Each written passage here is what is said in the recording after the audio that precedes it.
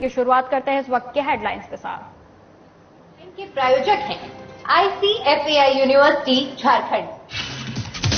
झारखंड सरकार ने विधानसभा में पेश किया 11,988 करोड़ रुपए का अनुपूरक बजट। विपक्ष ने बजट पर साधा निशाना, कहा बजट का कोई औचित्य नहीं। 74वें राज्य स्तरीय वन महोत्सव का विधानसभा में किया गया कार्यक्रम। विधानसभा अध्यक्ष और सीएम ने लगाए पौधे।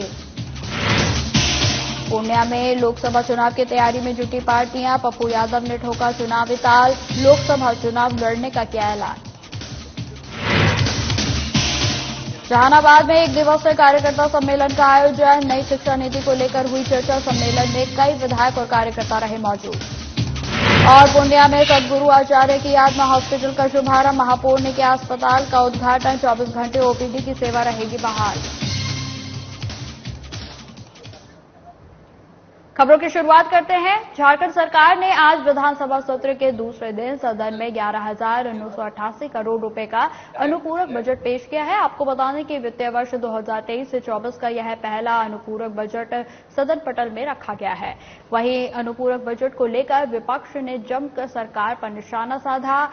आजसू प्रमुख सुदेश महतो ने कहा कि इस बजट का कोई औचित्य नहीं है, सरकार के पास कोई विजन नहीं है। दूसरी तरफ बीजेपी विधायक सह बीजेपी के मुख्य सचेतक विरंजी नारायण ने कहा कि सरकार पूर्व की ही राशि को सही तरीके से खर्च नहीं कर पा रही है। ऐसे में यह अनुपूरक बजट का कोई अर्थ नहीं है, यह केवल लूट खसूट करने के लिए बजट लाया गया है। जबकि सत्ता पक्ष के विधायक मंत्री अनुपूरक बजट पर तर्क देते हुए नजर आए। वहीं आपको बता दें कि मंत्री बन्ना गुप्ता और जेएमएम विधायक सुदिव्या कुमार सोनू ने विपक्ष के अनुपूरक बजट के मुद्दे पर करारा जवाब दिया।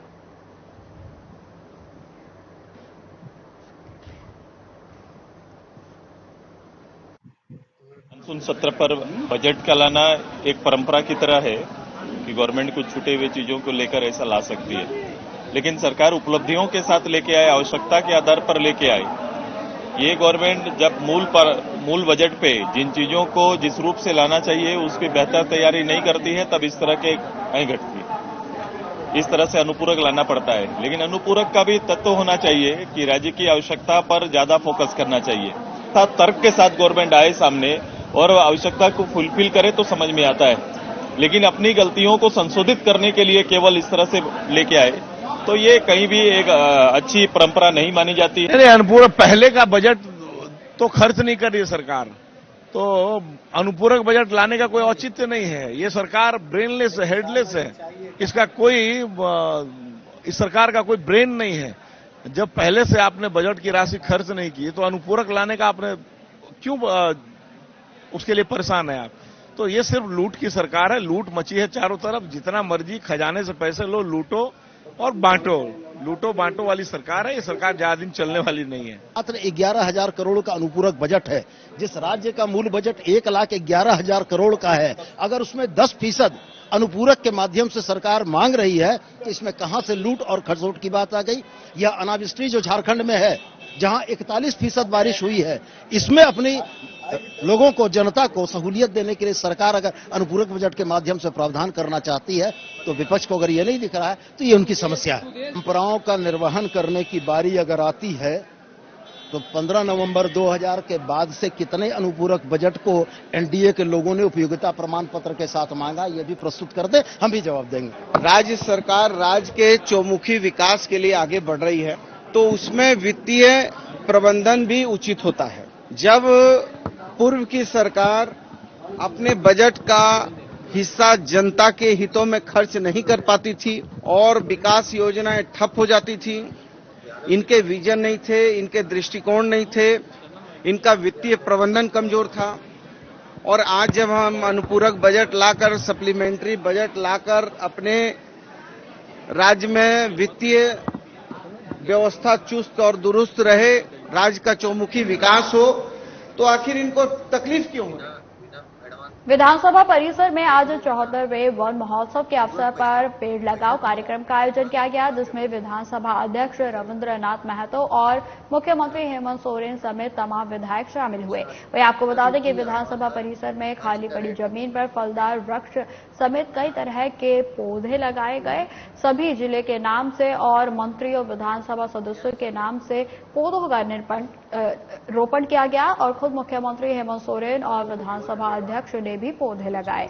वहीं राज्य के लोगों को पौधे लगाने के लिए प्रेरित किया गया। विधानसभा अध्यक्ष ने कहा कि आज जिस तरह से पर्यावरण प्रभावित हो रहा है, उसे ठीक करने के लिए पेड़ लगाना सबसे अहम है। वहीं मुख्यमंत्री हेमंत सोरेन ने भी पेड़ लगाने के लिए लोगों से अपील की।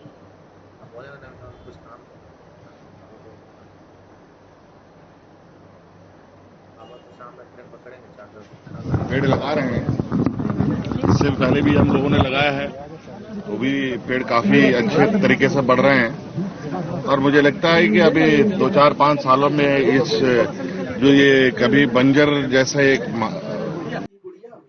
अंबा बुढ़िया बढ़ता था अपनी उतनी भी सुंदर वो का रहता है, उतनी भी खोजी उतनी सुंदर से क्या मतलब है? फोन कर तो बहुत सुंदर है, कैसे बोलता है लड़कियां देखने वाले बहुत मस्त। अरे वो ऐसी मजाक हम लोग के साथ चलता है, मजाक अलग चीज है, तुमका उसको मिले तो नहीं छोड़ देगा, छोड़ो ना, तो पूछने दो यार, क्या पूछने दो ना, पूछने फोन करो लोगों के बाद बाकी भी सर्च कर रहे हैं तो साली भी थी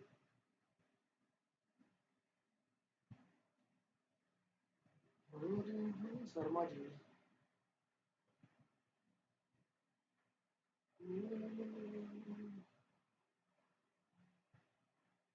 इन लोग चारों में से कोई भी एक पापा को कब दिया जा रहा है, मासूद आप पे तुम पूरा भरोसा कर सकते हैं। I believe I can. I believe I can change the world. I believe I can fly. I believe I can touch the sky.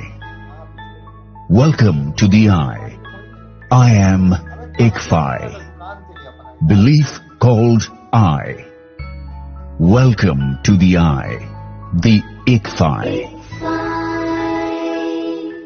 मुख्यमंत्री हेमंत सोरेन के कुशल नेतृत्व में सावित्री बाई फुले किशोरी समृद्धि योजना का लाभ झारखंड की लाखों बेटियों को मिल रहा है। जोहार, मैं सीएम स्कूल ऑफ एक्सेलेंस कक्षा 9वीं की छात्रा हूँ। मुझे 2500 रुपए पढ़ने के लिए दिए जा रहे हैं। मैं कक्षा 10वीं की छात्रा हूँ। मुझे 5000 रुपए की राशि पढ़ने के लिए दी जा रही है। इस योजना के अंतर्गत हमें कुल 40,000 रुपए की राशि दी जा रही है। मुख्यमंत्री के प्रयास का ही प्रतिफल है कि जिस योजना को उन्होंने 8 माह पूर्व शुरू किया था, उसमें अब तक 7 लाख से अधिक बेटियां जुड़ चुकी हैं। इससे एक और जहां बेटियों के सशक्तिकरण को बल मिला है, वहीं अब उनके चेहरों पर आत्मविश्वास की मुस्कान है। एक बड़े भाई की तरह श्री हेमंत सोरेन जी ने जो हमारी आर्थिक मदद की है, उसके लिए मैं बहुत खुश हूँ। इस योजना के लाभ के लिए मैं माननीय मुख्यमंत्री श्री हेमंत सोरेन जी को बहुत बहुत धन्यवाद करती हूँ।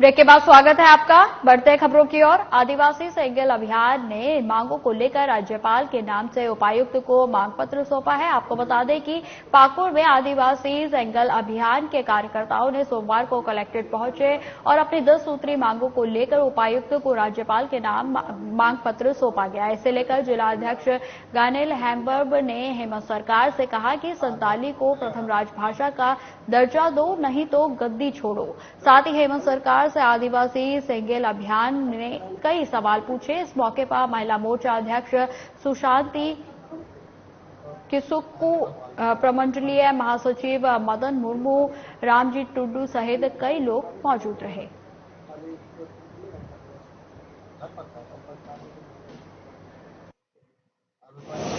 तेहन आले नवा पाकुड़ जिला तेहन डीसी ऑफिस ले हेज कान तेहन दो आले डीसी मिटे ये ले माय कना और फतले माय कना राज्यपाल तुम तो डीसी और फतले माय कना तीन आले नवा रेंगे गिना तलेया जहां दो झारखंड रे संताली राज भाषा बांग हुई कान तलेया तीन भी और तीन ओका जहां आले बांग जहां ताहे कना सरना कोड़ो तीन भी बांग हुई कान तलेया नवा झारखंड रे बांग लागू कना और तीन अड़ी उत्तर जिनिस आले तीन जहां मांग कदा हेमंत सरकार थे नवा माय दोले मांग कदा मेनकान हम लोग का मांग है दो मांग को लेकर हम लोग उपायुक्त के द्वारा राज्यपाल को हम लोग राज दे रहे हैं हमारे हम लोग का मांग है झारखंड में संथाली प्रथम राजभाषा होना है और आदिवासी का सरनाश्रम कोड होना चाहिए। इसके बाद असम का आदिवासी अभी तक एसटी दर्जा नहीं मिला है। इसके बाद मरांगब्रू प्रासनाथ पहाड़ जो जैन समुदाय का 5/1/2023 को मैंने लीक चाईबासा उपायुक्त ने स्वतंत्रता दिवस की तैयारी को लेकर एसपी सहित अन्य अधिकारियों के साथ बैठक की। बैठक के बाद उपायुक्त ने बताया कि जिले में पूरे हर्षोल्लास के साथ स्वतंत्रता दिवस के समारोह का आयोजन किया जा रहा है और इसे लेकर जिले के सभी शहीद स्मारकों और महापुरुषों की प्रतिमाओं की साफ सफाई और उन पर माल्यार्पण, क्षेत्र में साफ सफाई तथा स्वतंत्रता दिवस अवसर पर कई एनजीओ को रक्तदान शिविर आयोजित करने को लेकर दिशा निर्देश दिए गए हैं।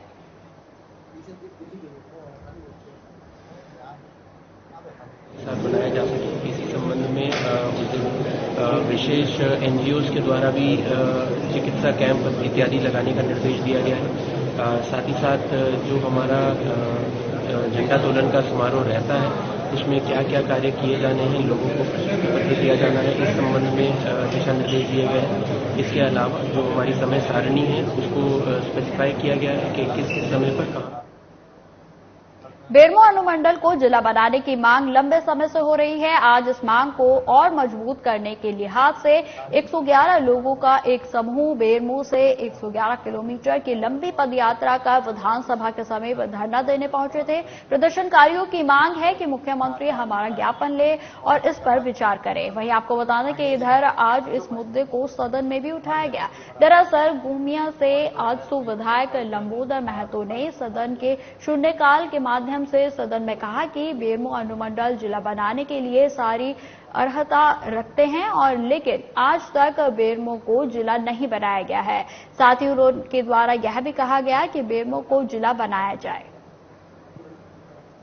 अनुमंडल को जिला बनाने को लेकर हमने शून्यकाल के माध्यम से उठाया था और सदन के माध्यम से सरकार से मांग किया है कि बेरमो अनुमंडल को जिला बनाया जाए।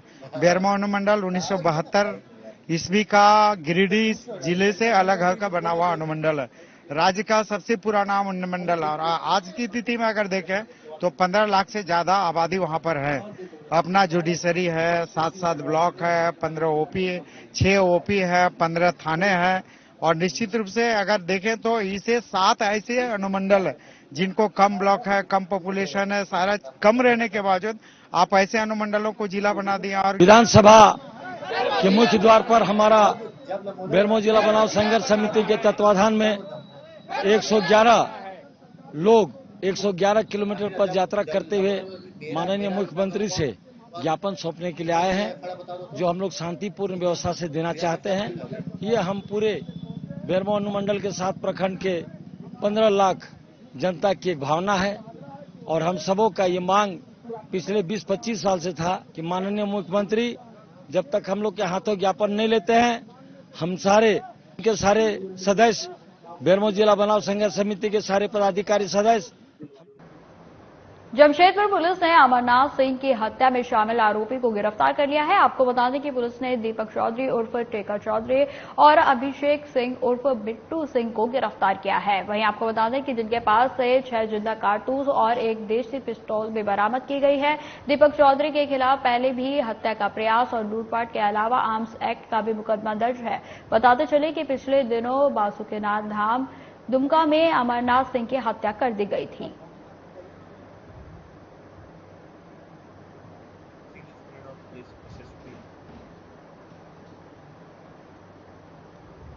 मुंगेर में पानी की समस्या को लेकर आक्रोशित स्थानीय लोगों ने सुल्तानगंज देवघर मुख्य मार्ग को जाम कर दिया। वहीं आपको बता दें कि जाम के बाद दोनों तरफ वाहनों की लंबी लंबी कतारें लग गई।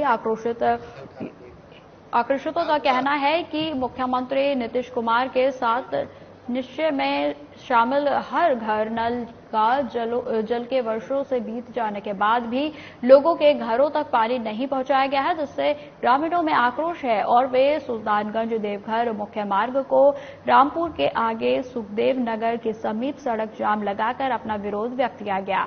जहां सड़क जाम की सूचना मिलने पर पहुंचे संग्रामपुर बीडीओ सहित संग्रामपुर थाना पुलिस ने ग्रामीणों को कड़ी मशक्कत के बाद समझा बुझाकर जाम को हटाया गया। नल जल है तो यहाँ क्यों नहीं है? ये तो मुखिया जी ने बताएंगे ना।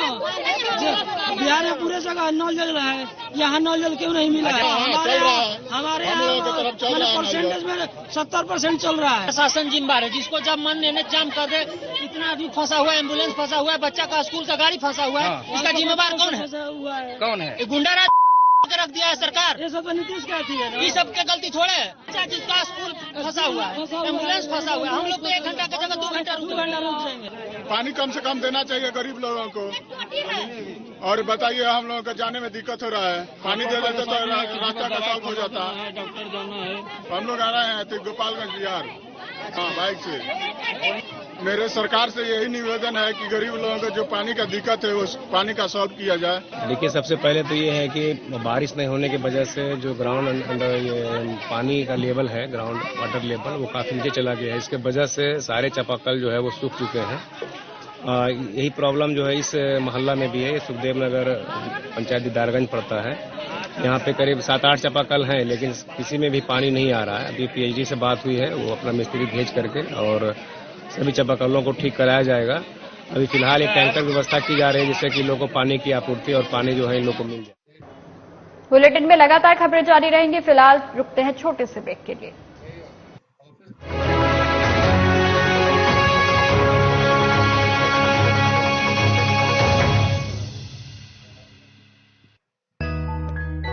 I believe I can. I believe I can change the world. I believe I can fly. I believe I can touch the sky. Welcome to the I. I am ICFI. Belief called I. Welcome to the I. The ICFI.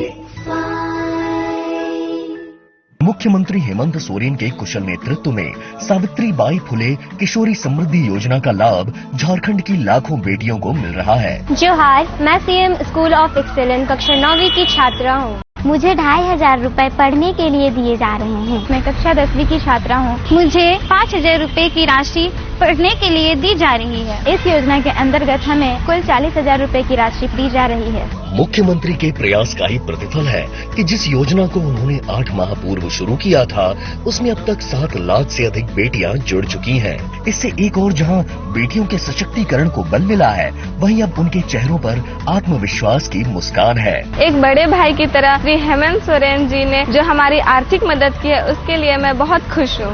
इस योजना के लाभ के लिए मैं माननीय मुख्यमंत्री श्री हेमंत सोरेन जी को बहुत बहुत धन्यवाद करती हूँ।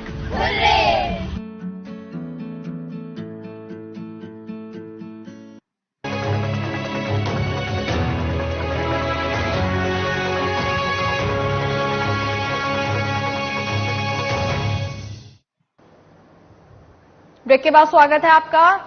खबरों की ओर बढ़ते हैं। नक्सलियों द्वारा बुलाए गए शहीद सप्ताह को मुंगेर में पुलिस प्रशासन अलर्ट मोड पर रहा। आपको बता दें कि सुरक्षा बलों के द्वारा विशेष सतर्कता बरती जा रही है।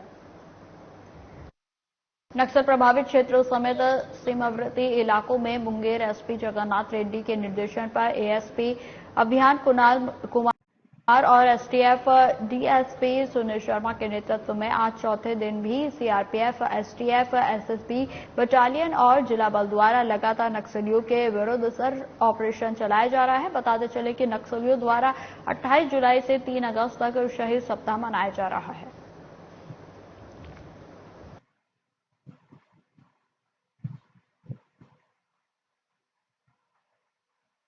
खबर मसौडी से है, जहां पर मेन रोड स्थित एक पेंट दुकान के मालिक से ऑनलाइन ठगी कर ली गई।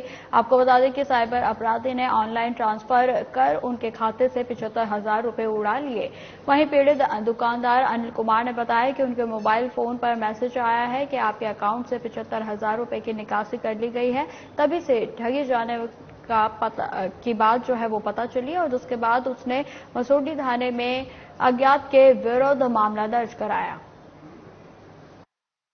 हमें फोन किया, हमें मकान का सामान चाहिए, मैं बाहर हूँ और मेरा वाइफ परिवार सब वहाँ है, तो मैंने पूछा कहाँ देना है, क्या मटेरियल है, तो उसने एक ऑर्डर दिया हमें आर्मी मैन ने कि मेरे मेजर से बात कर दो, मेरे मोबाइल से ऑनलाइन पेमेंट नहीं जा रहा है, तो मेजर के द्वारा ऑफिस से मैं पेमेंट भेज देता हूँ। और इसी घटनाक्रम में बात होते होते हमसे वो 2-3 मिनट के लिए जो भी मिस्टेक हो जाए, गलतफहमी होकर मेरा पेमेंट जो भी था वो 75,000 रुपया धीरे धीरे पेमेंट करके उसके मोबाइल पर ट्रांसफर होते चला गया। तो 2-3 मिनट के बाद मैंने जब देखा अपने मोबाइल को तो देखा कि मेरा पेमेंट माइनस में चला गया है। तो मैं इसका शिकायत अभी जाकर साइबर क्राइम में किया हूँ।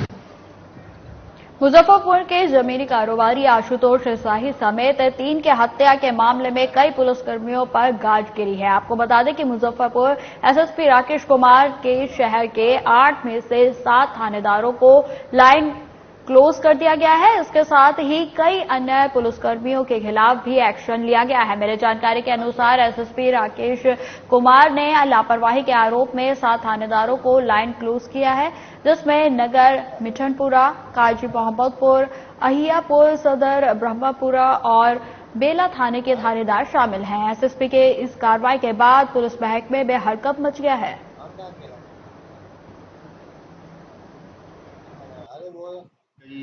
थानाध्यक्ष और अन्य पदाधिकारियों के कार्यों की समीक्षा की गई थी।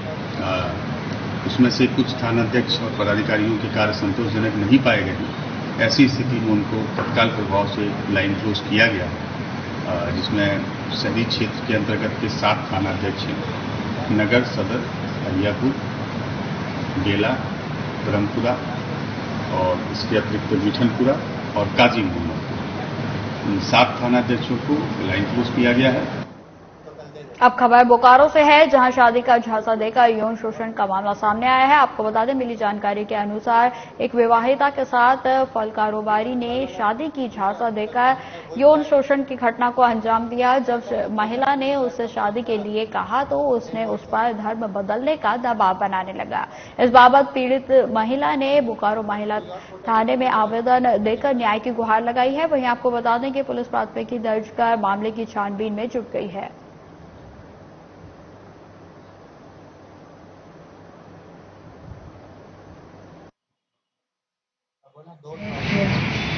क्या बोल रहे थे? शादी करेंगे, कभी किसी चीज का दिक्कत होने नहीं देंगे, हर तरह से ख्याल भी रखता था। फिर क्या हुआ? फिर 7 साल रहने के बाद अभी बोलता है कि हम अपना माँ बाप का मर्जी से शादी करेंगे। खबर रोहतास जिले के तिलोथू से है, जहां पर चर्चित तुतला भवानी धाम के कुंड में नहाने के दौरान एक कपल का वीडियो सोशल मीडिया पर जमकर वायरल हो रहा है। आपको बता दें, वायरल वीडियो में साफ तौर पर देखा जा सकता है कि एक कपल आस्था को ठेस पहुंचाने का काम कर रहा है, जहां सैकड़ों की संख्या में लोग अपने परिवार के साथ धार्मिक आस्था को लेकर कुंड में नहान करने जाते हैं, तो उसी कुंड में एक कपल अश्लील हरकत करते हुए दिखाई दे रहा है। वहां उपस्थित लोगों ने इस बात की जानकारी स्थानीय पुलिस को भी दी। मौके पर पुलिस ने पहुंचकर दोनों को पानी से बाहर निकाला और समझा बुझाकर छोड़ दिया गया। तो आपको बता दें कि यह वीडियो इन दिनों सोशल मीडिया पर जो है जमकर वायरल हो रहा है। आपको बता दें कि कहीं ना कहीं जो है आजकल सोशल मीडिया के दौर में रील्स बनाने के लिए, टिकटॉक बनाने के लगातार जो है कपल्स अपने आप को फेमस करने के लिए जो है इस तरीके की हरकतें करते हैं, जिसमें कि काफी जगहों पर देखा जाता है कि लोगों की जो धार्मिक आस्थाएं हैं वो भी ठेस होती हैं। तो इसी बीच ये मामला जो है रोहतास से सामने आया है, जहां पर जो लोग हैं वो धार्मिक स्नान करने जाते हैं इस कुंड में, और जहां पर इन कपल्स के द्वारा जो है अश्लील हरकत की गई, वो भी सिर्फ वीडियो कंटेंट बनाने के लिए, और जिस पर वहां पर लोगों के द्वारा आपत्ति जताई गई, और जिसके बाद इस पूरे मामले की जानकारी पुलिस को भी दी गई, और जिसके बाद पुलिस ने वहां पर लगातार जो है उनको कुंड से जो है बाहर निकाला गया और जिसके बाद उनको समझा बुझाकर छोड़ दिया गया। हमको कैमरे का वो तो लग रहा थी हम मजाक करते हैं। खबर जहानाबाद से है, जहां पर हुलासगंज बाजार में दो महिलाओं के बीच जमकर मारपीट देखने को मिली। आपको बता दें, दोनों एक दूसरे के बाल खींचकर बीच सड़क पर ही मारपीट करने लगी। करीब आधे घंटे तक महिलाओं का ये ड्रामा चलता रहा। दरअसल पति पत्नी के बीच कई महीनों से विवाद चल रहा था, जिसे सुलझाने के लिए दोनों पक्षों को आमने सामने बात करने के लिए हुलासगंज बाजार बुलाया गया था। लेकिन किसी बात को लेकर लड़का और लड़की की मां एक दूसरे से भिड़ गए। दोनों को समझाने की बजाय दोनों तरफ से पुरुष भी एक दूसरे से उलझ गए, जिसका किसी ने यह वीडियो बना लिया और अब यह वीडियो सोशल मीडिया पर वायरल कर दिया गया है। तो आपको बता दें कि आप देख सकते हैं कि किस तरीके से जो है दोनों पक्ष आपस में भिड़ गए हैं। यह जो मामला है वो हुलासगंज का है, जहां पर दो महिलाएं जो है बीच बाजार में ही जमकर जो है आप देख सकते हैं कि किस तरीके से ये है मारपीट कर रही है। वही मामला जानकर आपको भी बेहद ही हैरत होगी कि इसमें पति पत्नी के बीच कई महीनों से विवाद चल रहा था और जिसे सुलझाने के लिए दोनों पक्षों की मर्जी से जो है आमने सामने की बात करने के लिए कहा गया था। और जहां पर बातचीत हुई या फिर नहीं हुई यह तो नहीं पता, लेकिन दोनों के बीच जमकर जो बवाल कटा है उसका लुत्फ लेते हुए यहाँ के जो लोग हैं वो भी दिखाई दे रहे हैं, जिसमें कि आप देख सकते हैं कि दोनों पक्षों की महिलाओं के साथ साथ पुरुष भी आपस में भिड़ गए।